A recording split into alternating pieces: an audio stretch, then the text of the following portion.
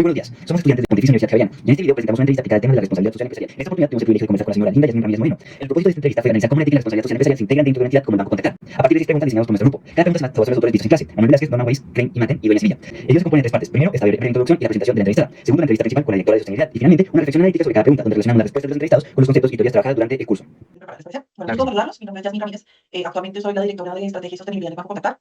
Yo llevo en el banco trabajando 2 años. Sin embargo, en el sector financiero llevo más de 20 años trabajando en diferentes entidades financieras. He pasado casi por todas, incluido el gremio, la bancaria, también trabajé ahí unos 8 años. Y mis últimos, tal vez 15 o 12 años, han sido específicamente especializarme en temas de financiamiento climático o sostenible. Y en los últimos años, hace unos 4 años, estoy trabajando con los temas de microfinanzas en el país. Lidero actualmente el Comité de Sostenibilidad de las Microfinanzas, la asociación que agrupa todas las microfinancieras del país. Pues actualmente estoy liderando también la estrategia del Banco Contactar. Su estructura fue muy útil, entonces ahora mi compañero va a continuar con las preguntas. Muchas gracias. Dale. Siempre sobre las preguntas, podemos decir que el banco, bien como lo ha dicho usted, con sus estrategias, trabaja con las comunidades rurales y con los emprendedores. Eso nos asegura en cómo la ética está presente en las decisiones cotidianas y más allá del cumplimiento de la ley o las normas de sector financiero. Ok, Miguel, muchas gracias por tu pregunta. Yo acabo de darles un ejemplo de lo que la normativa nos dice. La normativa nos dice que ahora la zona de la cocha es una zona protegida, que nosotros no podríamos, por eso, estar financiando el pequeño productor de papa. Pero yo ahí les pregunto a ustedes, un pequeño productor de menos de una hectárea, su fuente de ingreso es el cultivo de papa. La única forma que él ha tenido de sobrevivir y de tener recursos para sobrevivir es el cultivo de papa. Yo no puedo decirles que ahora ya no puede cultivar papa. Nosotros, ¿qué hacemos en este caso específicamente? Es generamos capacidad. Entonces, le decimos a los asesores comerciales, venga, esta zona es una zona protegida, no puede haber este tipo de cultivos, miremos cómo podemos apoyar al cliente para que vaya migrando y digo que sí esté permitido en esa zona que es protegida, ¿no? Y era un poco lo que yo les decía de transición justo. Y como nosotros no somos un banco masivo, tipo BBVA, Banco Bogotá, Colombia, que son masivos, o sea, sale un producto para todo el mundo, igual de las mismas características, no podemos hacer eso, porque nosotros tienen unas características especiales. Por eso, ese marco de actuación para nosotros en los temas de ética es tan importante. Ok, doctora, buenos días. No me digan doctora, Yasmin está perfecto. Qué pena, vale.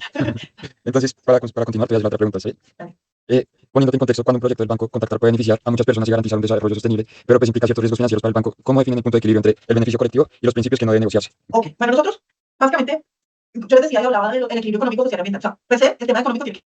Si no hay una rentabilidad, nosotros no somos una ONG, por eso les hablaba al comienzo de, ok, hay organizaciones que están perfectas, que no necesitan rentabilidad y funcionan muy bien. Nosotros, en esta nueva dinámica de la organización, tenemos como unos principios y es, buscamos el desarrollo regional. Entonces, si bien es muy relevante el tema financiero, o sea, no es necesariamente el criterio que usamos para aceptar o no aceptar un negocio, ¿no? Porque estamos viendo el panorama completo. Ok, entendido. Dale, muchas gracias. Ok, Cristian. Bueno, pues yo soy el encargado de la tercera pregunta. Vale. Y pues nos has contado como tal que los clientes, o la mayoría de clientes del Banco Contactar, son personas en un estado pues, que no es ni siquiera salario mínimo, hablando económicamente. Entonces, dado que muchas veces los clientes del banco tienen menos información o poder de negociación, ¿cómo garantizan que las condiciones de los productos financieros sean realmente transparentes y justas para ellos? Pues es que, mira, David, o sea, nosotros somos regulados por la superintendencia financiera. Cuando yo hablo de banca normal, estoy hablando de banca masiva, de vivienda, Colombia, todos estos bancos que ustedes y yo conocemos aquí en Bogotá, pueden competir por tasa. Para nosotros es muy difícil por el costo de operación. Cuando yo les digo que nuestro cliente está en la cima de la montaña, quiere decir que yo tengo que tener una fuerza comercial que se desplace bastante lejos. Entonces, el costo de operación del banco es bastante alto. Entonces, no puedes medir el mismo efecto de las tasas en un banco comercial como es que les nombré a un banco de microfinanzas. Esa es la diferencia. Entonces, cuando tú dices cómo garantizo yo que el negocio sea ético, vuelvo y les digo, el equilibrio entre el impacto social, el económico y el ambiental, o sea, o el de gobernanza, como quieran ver. La pregunta tiene que ver con la ética en la información. Nosotros tenemos todo un programa de educación financiera y todos estos programas sociales que lo definimos como la oferta complementaria, que no necesariamente tiene que ver con el crédito, sino con esa generación de capacidades, es decir, cómo nosotros le generamos capacidad al cliente para que tome decisiones informadas, ¿no? Y adicional a eso, pues no solamente en temas financieros, sino en otros temas. Yo les estaba hablando del cambio climático, de cómo nosotros capacitamos al cliente en las medidas de adaptación, mitigación y demás. Entonces yo creo que tiene que haber un mix. O sea, nosotros tenemos la oferta de crédito, que está regulada por la superintendencia financiera, más allá de la tasa que dice la superintendencia no podemos cobrar. La otra es, sí, o sea, nosotros generamos valor desde otro punto de vista, no necesariamente desde crédito, y algo que beneficio trae pues, al cliente, pues, que tiene mayor disponibilidad de recursos, que tiene diversificación de ingresos y demás. Entonces ahí entra toda la oferta complementaria y obviamente tengo que cerrar con los temas de educación financiera. Entonces esos serían como los tres factores ahí para contestar tu pregunta.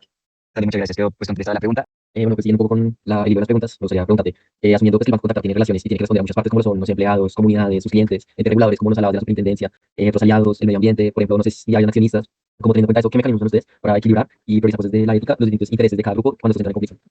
Ok, bueno, entrar en conflicto, es una pregunta bastante interesante. Pues mira, nosotros tenemos, digamos, que un inversionista firmar con nosotros una financiación latinoamérica, pero una de esas, digamos que reglas que nos puso es ustedes tienen que firmar un anexo ESG, que es el mismo ASG que venía contando. Entonces, ¿qué dice? Que el anexo ESG nosotros tenemos que tener criterios al interior de diversidad y inclusión, que tenemos que trabajar por el sistema de administración de riesgos ambientales y sociales dentro de la organización, que tenemos que robustecerlo, que tenemos que tener criterios de riesgos climáticos, que tenemos que tener temas de derechos humanos, que tenemos que medir el impacto directo. O sea, aquí les estoy contando un poco todas las iniciativas como la táctica de lo que se hace en el programa de ESG.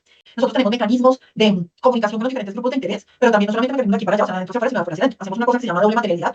Eso que nos permite identificar cuáles son los temas que son relevantes para los diferentes grupos de interés. Entonces, estoy hablando de que la ética es importante que los derechos humanos son importantes, que el cambio climático es una cosa absolutamente relevante para la naturaleza del negocio, que la digitalización, que la innovación, y salen alrededor de unos 12 o 13 temas que los empezamos a medir con indicadores. Entonces, ¿qué es lo que nosotros hacemos normalmente? Reportamos todos esos indicadores así debe ser, pero hasta el momento no hemos tenido ningún conflicto en términos de que no, el accionista quiere una cosa y el inversionista quiere otra, o los colaboradores tienen una cosa. Aquí hay una cosa que siempre me llama la atención mucho, y es que los colaboradores todos nos encanta el ADN social de esta organización, pero hay una cosa que nos mueve y es el sentido social que tiene el Banco Contactar. Y eso es como lo que puedo decirte para contestar tu pregunta. No sé si la contestas al final del día, no, señor. Sí, claro, respondí la pregunta. Muchas gracias. Listo. Tranquila, adelante. Listo, entonces para continuar con la pregunta, teniendo en cuenta el financiero, la parte interna, ¿ustedes cómo promueven en el banco otra vez la parte de cultura con los colaboradores que pueden reconocer dilemas como éticos a la hora de tomar decisiones correctas y actuar de manera coherente, incluso con promoción, por las metas de desempeño que ustedes tienen? También personalizar los resultados y las metas correctas por el principio. Ok, ¿cómo lo hacemos con los colaboradores? Bueno, pero nosotros, como yo les decía ahorita, tenemos muchos mecanismos. Entonces, de hecho, nosotros tenemos varios sellos, y lo digo desde la ASG, desde la gobernanza, ahí tenemos como esos sellos de certificaciones que nos permiten. Hay dos cosas importantes que quiero decir. Uno, cuando uno aplica un sello o una certificación, pues está diciendo que se lo venga, abro mis puertas, venga, revise mis procesos internos y dígame si estoy siendo coherente. Entonces tenemos por ese lado el tema de los sellos, que para mí es una palanca importante de actuación al interior de la organización con los colaboradores. Pero yo creo que lo bueno de todo es que los rescatadores que somos absolutamente transparentes y nuestros procesos son tan transparentes que no tenemos ninguna malicia en contarle a la Unión Europea cómo lo hacemos. Entonces, no sé si ahí contesto tu pregunta con ejemplo y todo. Sí, entonces, claro. Gracias. Listo, pues como para continuar con la entrevista, señora Yasmin, te tenía una pregunta, ¿no? Pues lo que pasa es que ustedes como banco trabajan con comunidades que confían mucho en ustedes, ¿verdad? Entonces la pregunta es centrada cómo logran esa confianza a largo plazo y asimismo cómo actúan cuando un integrante de la comunidad no puede pagar su crédito. Bueno, aquí me voy a ir en dos, y es encantador encontrarse el modelo de Banco Contactar que es mucho. Nosotros, como están relacionados con el concepto de inclusión laboral. Cuando hablamos de inclusión laboral, hablamos de componentes que nosotros estamos evaluando. Entonces, como nosotros, personas con discapacidades, podemos contratar, personas, pero hay un componente, que son esas personas que están en regiones, zonas PEDET y SOMAC, no sé si están familiarizados con el concepto, que son zonas donde normalmente en Colombia ha habido conflicto armado por muchísimos años. Resulta que el 45% de nuestras oficinas están en zonas PEDET y SOMAC. ¿Y por qué les cuento esto? Porque nosotros empleamos a la gente de la zona PEDET.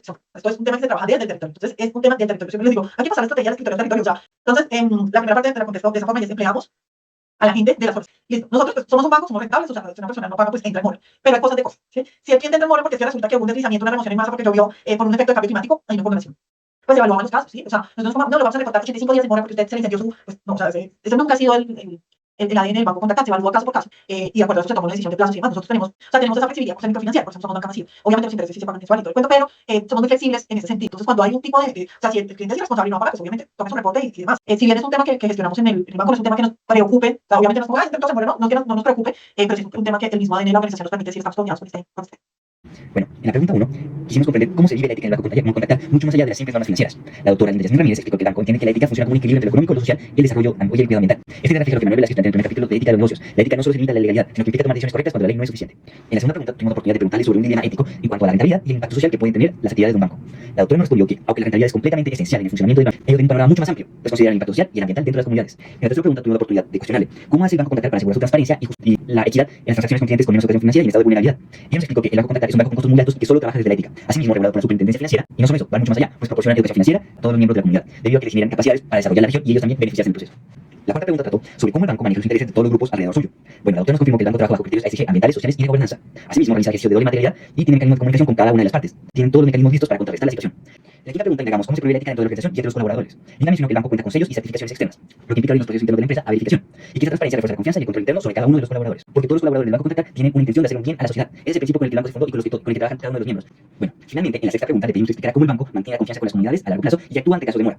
Como hemos dicho anteriormente, Linda nos dijo que no era un banco común y que trabajaban con personas que tenían una condición de extrema pobreza en varias ocasiones. Por lo tanto, son un banco flexible y que evalúa cada caso de manera individual, especialmente cuando hay emergencias climáticas o sociales, y que el banco prefiere acompañar y dar plazos antes que sancionar automáticamente. Esto encarna la ética de cuidado y la confianza, y no solo eso, mejora la relación y hace que el banco sea la entidad financiera con mejor tasa de mora, o sea que tiene la menor cantidad de pagos atrasados, debido a la confianza que se genera con el campesino que decide colaborar al banco pagando a tiempo.